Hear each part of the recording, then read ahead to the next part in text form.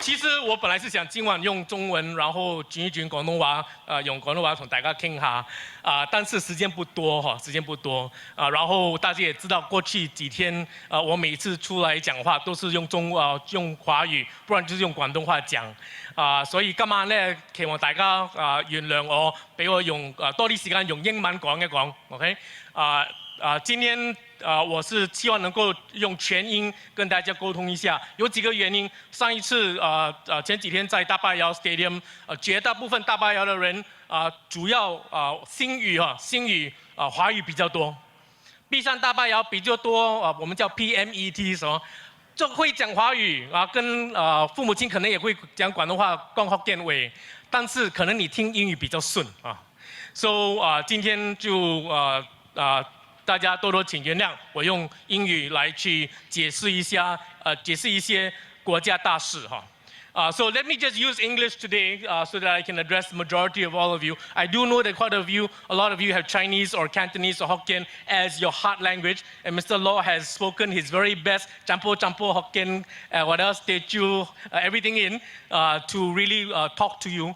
But I like to use English because we're going to go into a very serious time now to look at the issues one by one. And I also like to say, the last time we were here, this stadium was packed at 15,000 people. And as our team went to greet residents this morning at the Bishan MRT and Bradle MRT, we were telling everybody, come tonight, 7 p.m. rally, come and support us. And the majority of the people told me, no need, Mr. Pwee, we support you, you have our vote already, just go ahead. So I'd like to tell you that there are more who are not here who've already decided to support and vote for us than you realize. So who are those of you who are here? I think those of you who are here, one, you are probably our fans, and definitely Mr. Cham's fans. And please, go ahead and cheer for him. Mr. Cham, yay! And another reason is because I think, based on our last GE, there were a lot of people who came to me after that to say, hey, Mr. Pwee, you know, I voted for you at the last GE because I was sitting in those stadium and I came with questions in my mind and I wanted you to answer them. So there is a big group of people today with questions in your mind that you want answered, and I want to respect that, I want to respond to that. And perhaps many of them are sitting on the grandstand, right? The fans are out here standing, right? Okay. How many of you went to the PAP Bishan Toa Payoh rally yesterday? Nobody? Oh. That means, okay, can we all welcome Mrs. Cham on stage, please? Thank you, Mrs. Cham. Thank you. So I'd like to tell you that at the PAP rally last night, we were at the Potong Pasir rally, and then we went back and I quickly went online to try and see what did our PAP team say about us. You know, we released a manifesto. You know, we have spoken at the Potong Pasir rally, we've spoken at the Toa Payoh rally, we've also spoken at Hong Kong rally. And guess what? Yesterday, the Bishan Toa Payoh team didn't even respond to what we said at all. They responded to what Workers' Party said. Hello, Workers' Party competing in Bishan Toa Payoh, is it? Hello? And then the minister, the five of them mentioned things that we never even say.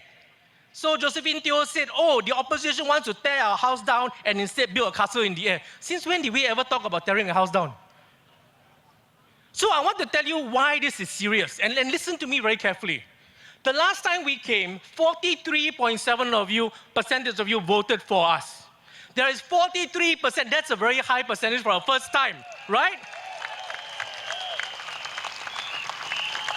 And for 43.7% of people who voted against the PAP, this time round, the PAP doesn't even bother to consider their opponents who you voted for the last time. If they haven't been listening to you for the past 4 years as your MPs, they certainly are not listening to you now.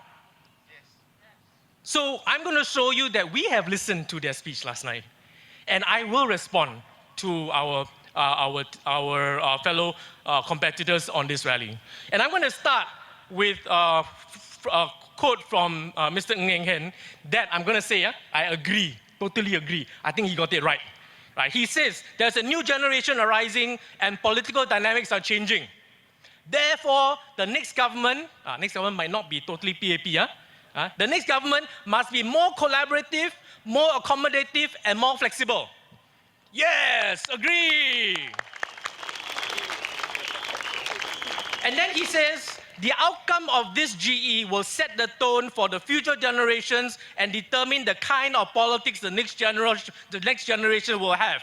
Do we want to precipitate a kind of politics that is factional, fighting, combative politics? His obvious answer is no, and neither do we. So, Mr. Ng Hen and my fellow opposition, they oppose us, right? Yeah, my fellow PAP competitors, let's go into a clean, gentlemanly fight on the issues today, and let's meet in Parliament and have that collaborative, accommodative, flexible government that we want together as a team. Ng Hen also said yesterday at his rally, he said after the GE, it is then time to put aside the differences, bring in the ideas, listen to the problems raised, and let's talk about it. Well, we would love to put aside the differences, bring in the ideas, listen to the problems raised, and let's do it together in Parliament, because you will send us to Parliament to talk to them. There's another thing that Ng Hen said yesterday. He says we have to give our younger generation more than we receive and not pass on the debt to them.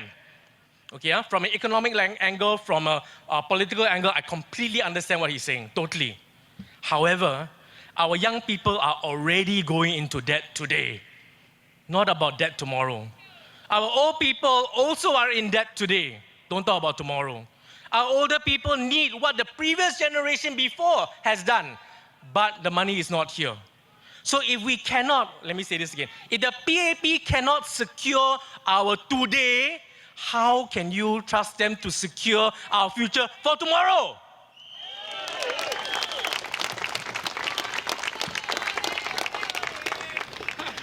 Satyandi said something very interesting yesterday also. He said, Singapore is like rojak. Do you remember he said that? He said, Singapore is like rojak, and we've been perfecting the recipe over 50 years. Thank you, that's one of my supporters. Hey, round of applause for him. I'll tell you why Singapore is like rojak. I totally agree, Singapore is like rojak. You know why? Because Singapore is like rojak, and every single policy is so mixed up. There are so many different things inside one single policy that every single policy misstep, every single policy is rojak.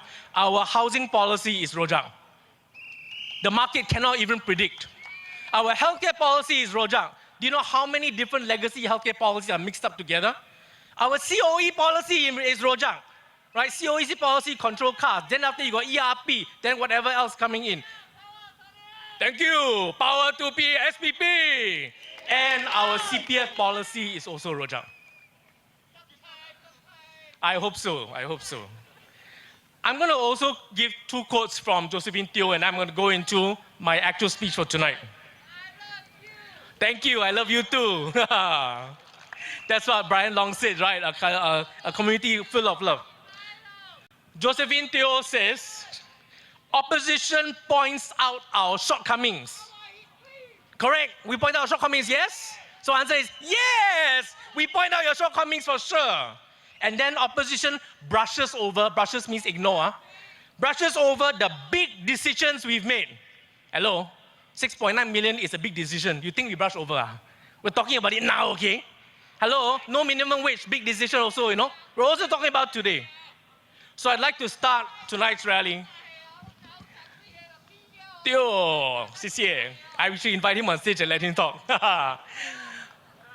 I'm going to ask you to consider our message tonight in 3 letters and another 3 letters. Mr. Chiang, we love you, yes. 1, Bishan Toa Payoh, BTP. I'm going to first talk about the big issues of today. T, I'm going to talk about the town council, exactly, thank you very much. And then P, I'm going to talk about Parliament and what does it mean to select your MP. Then I'm going to give you a solution which is 3 letters also. S for scrutiny, P for progress, and P for people, the SPP. So let me go in now. PM said that, international affairs, Singapore-Malaysia relationship, US-China relationship, all these big things, how can you not have PAP handle it? You must have PAP handle it. The opposition cannot handle this. Don't worry, exactly. You know why you don't need to worry? Me, Mr. Ben Pwee, I was from the Ministry of Foreign Affairs. So you got me, you don't need to worry. Correct. Thank you.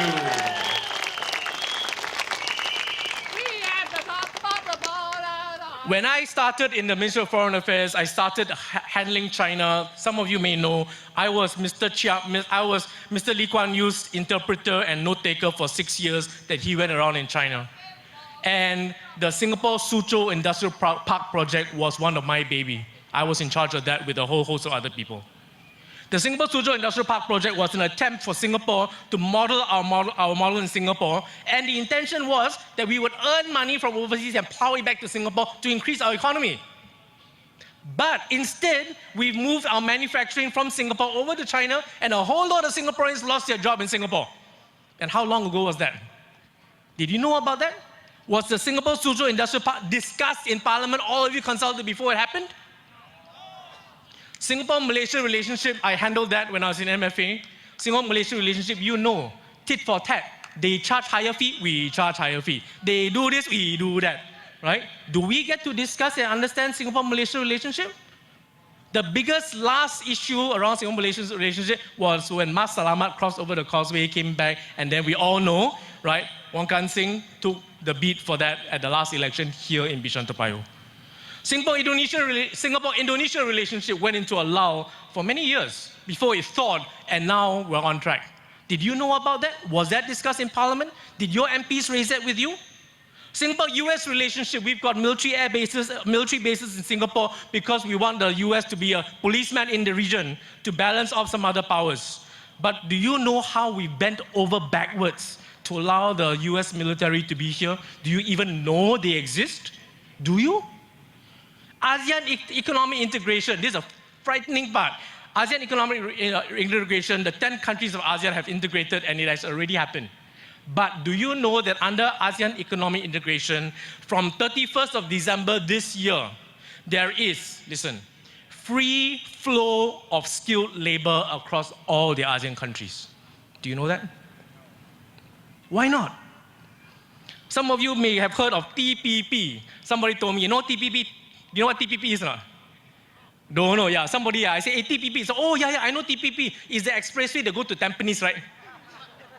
TPP, Trans-Pacific Partnership, is an economic arrangement being discussed by 12 countries, which Singapore is a part of, that covers intellectual property, labor law, trade, tariffs, and there are a lot of contentious issues. One of the biggest contentious issues is that intellectual property will mean that a doctor can IP the surgery that he does. And so then a doctor can start to charge more for his medical fees, for the medical fees on that. Intellectual property, those of you who have gone to Paul Tambaya's rally, you will know he's spoken up against the pharmaceutical issues related on that because drugs will go up. And other countries, the TPP is being discussed and asked in their parliament. In Singapore, if those of you who go online on the Inconvenient Questions webpage, you'll know, Paul Tambaya asked Minister Shanmugam for details around the TPP, and the answer was, no, it's being discussed, we cannot tell you, it's secret. See, the trouble is, there is a breakdown in the trust of the people with the PAP. And that's why we want transparency, and that's why we're asking information, but we're not getting it. And they say, hey, opposition only know how to talk about local issues. Hello, I'm not talking about local issues today. If you want somebody on the international stage, we have got not just me, Nadine, I've got Serlin, I've got Edwin, I've got a full team that has operated, lived overseas, operated regionally, understand the issues. The opposition is not what you think it is. It certainly isn't what they think it is. Let's talk about national issues, since we're on still big issues, right? Last year, last GE2015, the biggest, hottest issue was nationalization of transport. Do you remember we were saying, wow, MRT fee go up, 起价, very, very expensive. So we say, no, the money should be plowed back to the people, we should do nationalization of transport. Guess what? We're not talking about nationalization of transport anymore. You know why? Because we're talking about, will the MRT break down today? We are down to operational issues about the MRT. But of course, the issues don't go away. Transport fees are still going up. The money being earned from SMRT is going to the senior executives' pocket as pay. How much of that goes down to reducing transport fares? Transport fares, government says, will be reduced by the end of the year. Hello, oil prices dropped for how long already? I thought Singapore is like, wow, instant response one. Then this one, a bit slow, huh? At the end of the year, that can happen. Healthcare. The whole of Bishan Toa Payoh, 130 something, about 140,000 people. How many polyclinics, you know? Hello, not none lah. Okay. Those who are in Bishan, you say none, I understand. Because the polyclinic in Bishan Toa Payoh is in Toa Payoh. And one single polyclinic servicing the whole of Bishan Toa Payoh now got Moment and Balestier and Novena some more, okay? Do you know if you go down to bring your parents down to the polyclinic, you wait for 4 hours to see a doctor? And that's even before Moment Kalang, Balestier and Novena has come in. Healthcare, big, beautiful hospitals. Half the time you can't get a bed because it's the bed crunch. Hospital planning takes at least 10 years, if not more. So the fact that we have a bed crunch now was because of a policy misstep 5-10 years ago. And if we're going to fix the policy now, it's only going to happen 5 to 8 years down the road from now before you actually see it. So we are struggling with issues today that has got to do with problems that happened 5-10 years ago when the PAP was in power. And today they say, trust me, vote for the future based on me. I say vote for the future based on the past. Look at their track record.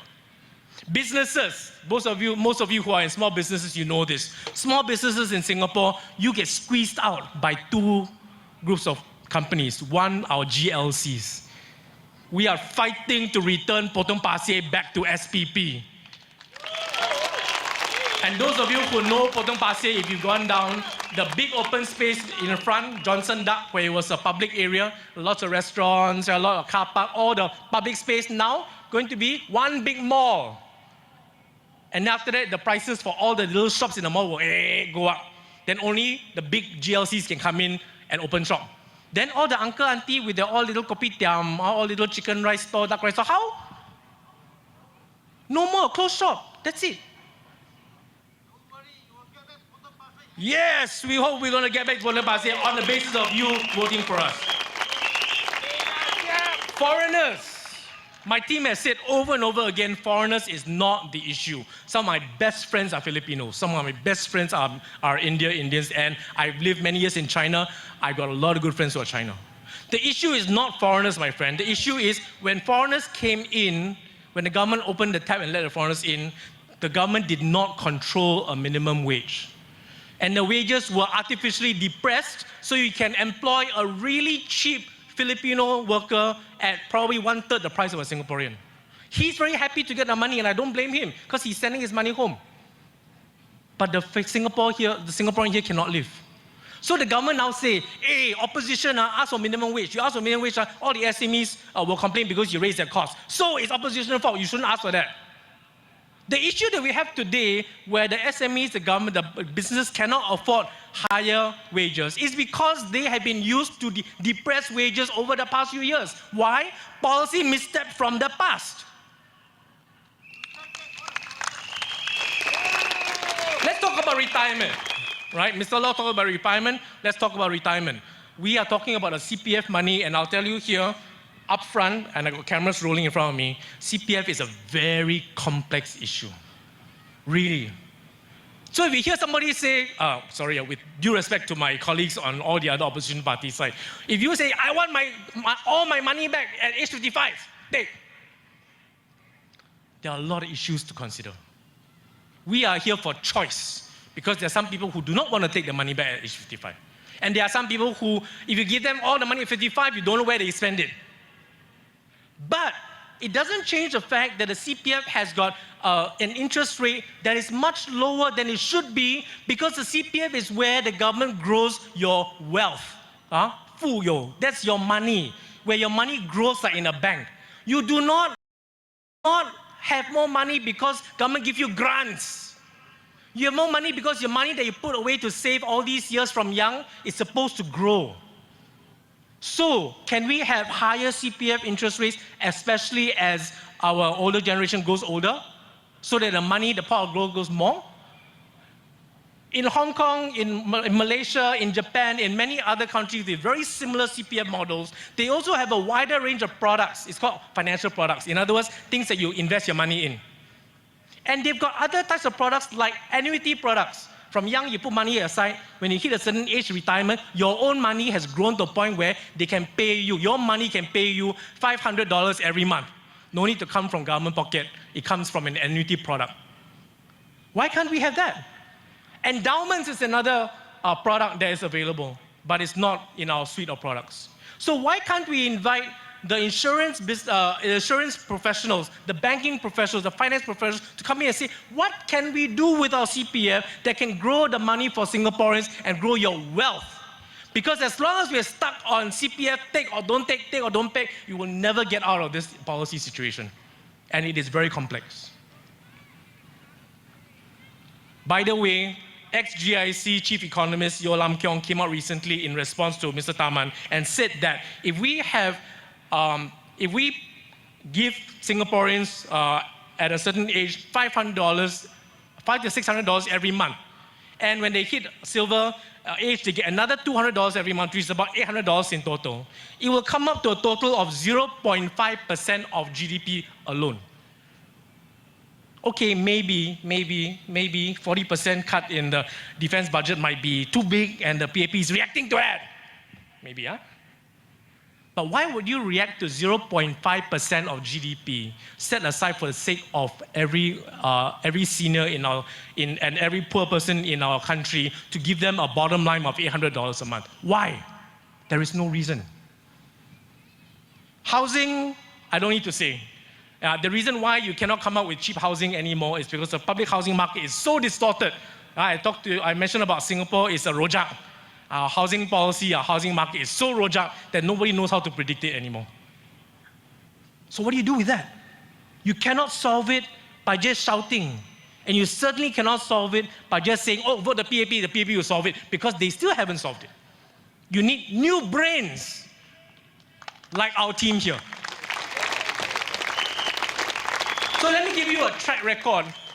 We talked about many things, right? Talk about housing, talk about education, talk about healthcare, correct? And I showed you that all these issues today, the problems that we have today, are because of policies that happened 4, 5, 6, 7, 8 years ago, correct? These are long-term issues. Do you know that Mr. Ng Eng Hen, who is currently Minister for Defense, in 2004 to 2008, he was Minister for Manpower. 2004 to 2008. 2008 to 2011, he was Minister for Education. And then he moved on to become Minister for Defense. Josephine Teo, she started off in Suzhou with me. She was in Suzhou, I was in Beijing. Right? And then when she came back, she became head of HR manpower, hire people, head of HR for EDB, and then head of HR for A-Star, which is all the scientists and all the biotech people, and then director HR for NTUC. Hey, she should know about manpower, right? And then when she joined politics, subsequently she became GPC chairman. Chairman, not vice chairman, not member. GPC chairman for education. The last election, 2011, after they won, because of 50-something% of residents here who voted for them, she was made Minister of State for Finance and Transport.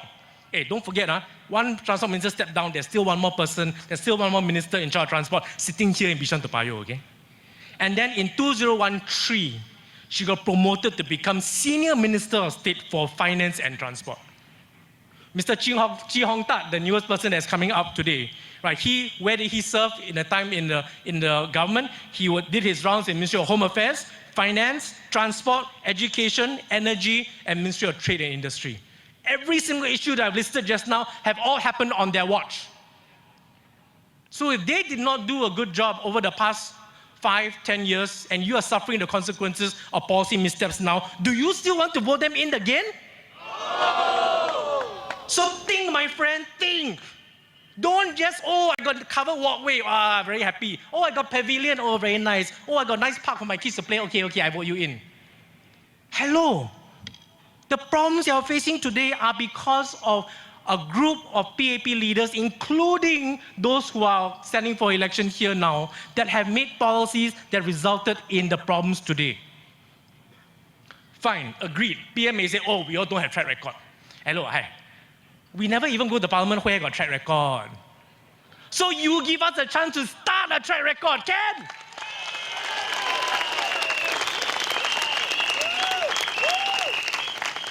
So B, Bishan Toa Payoh B for big issues. Now let's talk about T, Town Council. Okay, Town Council. I'm going to read, last night and the night before, I downloaded the Bishan Toa Payoh Town Council reports. There are 3, 2011 to 2012, 2012 to 2013, 2013 to 2014. How many of you have read the Town Council report? You see, residents, cannot like that. This is your home. You must read your Town Council report. Cannot 冇眼睇，要有眼睇。你唔睇人哋呃你先知。2011 to 2012, Sri Kumar, who is stepping down by the way, said in his chairman's statement in the Bishan Toa Payoh Town Council report, we have limited budget. After I'll tell you about the limited budget. We have limited budget and it's increasingly difficult to run the town council. He says, I understand that you want so many things, but all of these things that you want, CCTV camera, covered walkway, drop-off point, you go read, it's all inside. All these things that you want, chairman's statement, they all add to costs. And we often therefore have the difficult task of declining, meaning say no, or delaying some requests. A cost issue go up, then they delay a request. I hope residents will understand and support this position. You know what an MP is supposed to do when costs go up and they're supposed to provide facilities for you? They're supposed to go to parliament and fight for you, not tell you, understand, I cannot give you so many things. And then, in 2012 to 2013 annual report, Sri Kumar says we have increased the S&CC charges in November. It's a bracket that says, oh, haven't been increased since 2004. Okay, fair enough. You increase, okay, I give you that. Cost increase, oh, cost increase, we must increase S&CC charges because of high cost environment. Then he says, our expenses were maintained at last year's level. Hey, expenses didn't increase. And then, listen, so he said, right, oh, S&CC charges increased. Next line, we ended the year with an operating surplus. Operating surplus means after you give out the sinking fund, everything, operating surplus of 2.7 million in the account. 2.7 million operating surplus, and you still increase your S&CC charges. And then sinking fund is $141.5 million in the sinking fund. 2014, he says, we've changed 95% of the estate to LED light, cost efficiency. And then put solar panel, cost efficiency. Hey, but he increased your SC&C, And then he said cost efficiency, and then you bring down the electricity costs. Operating surplus as of 2014 in the annual reports. Remember, 2013 operating surplus is 2.7 million, right? Operating surplus 2014, 8.27 million. Do you know that? And cost is still increasing. Let me do something very simple. If you go through the books, in 2011, the income from car parks was 187,000. Last year, income from car parks from Bishan Toa Payoh is 888,000. Pure income, don't need to put in sinking fund one. Almost $1 million. And the increase in SC&C charges is $1 million, if you go and look at the numbers. Do you know that? So now you know. So 冇眼睇，睇，大開眼界睇。Operating surplus 2.7 million to 8.3 million. Accumulated surplus 456,000. Accumulated surplus 456,000, half a million. 456,000 increased to 2.7 million. And then he talks about, oh, residents want more cleaning, residents want dengue to be done better, right? And he says, right, that we have tried to reach out to residents with personal visits. Now we have reached out to you to try and talk about this, but not only does this add to cost, cleaning and dengue, it does not address the root of the problem, antisocial behavior. Antisocial behavior. He's saying you lah. This will only succeed if residents support and participate in them. It is only through a real and effective partnership that residents of town council can truly make this a home. So I ask you, is there a true and real partnership with the town council and the residents? Go or not?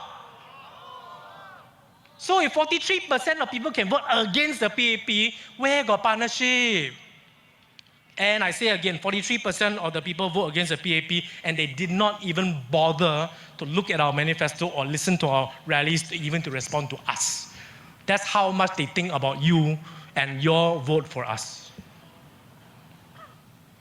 I'm going to talk a little bit about what it means, right, to be an MP in a town council. And again, I spent time going through the Town Council Act. How many of you gone through the Town Council Act?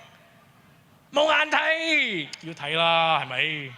Town Council Act mentions that a town council gets its funding from Ministry for National Development based on a few criteria: number of households, number of units. But there's nothing in the Town Council Act that says that funding from government will be tied to votes or tied to politics. Nothing in the Town Council Act that says that. Do you know that? However, there is a line in the Town Council Act that says the minister may from time to time persuade the minimum amount of funding, grants in aid to be given. The minister, without any reason to be given, can decide that you will have no funding, or $1 funding, or a lot of funding. Nothing in the Town Council Act says what will guarantee that minister will give you the funding that you need. And the other thing I'm going to say is how a town council spends your money is supposed to be in consultation with you as residents, correct? They don't go and knock on every door to talk to you. Hey, where got time? They talk to your representatives. Do you know who your representatives are? Your neighborhood committee members, your RC members, your CCC members. Hey, do they speak for you? Hey, hello, say again lah. Do they speak for you? Hey, how come? The RC is Residents Committee ma, CC is Citizen Consultative Committee ma. Of course they speak for you. What? Do they speak for you? Why? Careful in public, no vulgarities. Because members in the GROs, grassroots organizations, are appointed, not selected by you all. We went to talk to the Peak in Toa Payoh, and they had their own group of residents who want to say, we are the real residents committee. But the official residents committee, they appointed somebody else. And members of the town council are also those who work with the town council chairman to say, yes, we do this, no, we do that. Members of the town council, do you know how they are appointed? Purely by the elected MP who is the chairman of the town council. And there's a line in the Town Council Act that says that the chairman of the town council can revoke the appointment of any member without reason. Wow, if you are appointed as town council member, sure you're very scared, right?